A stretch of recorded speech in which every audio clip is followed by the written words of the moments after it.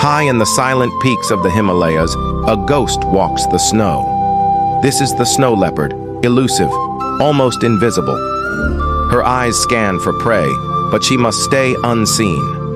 One wrong move, and dinner vanishes into the cliffs. She leaps with grace, 6 times her body length. A silent takedown, no roar, no sound, just survival. She hunts not just to feed, but to nurture life in a frozen world. And then, she disappears again, like a ghost in the snow.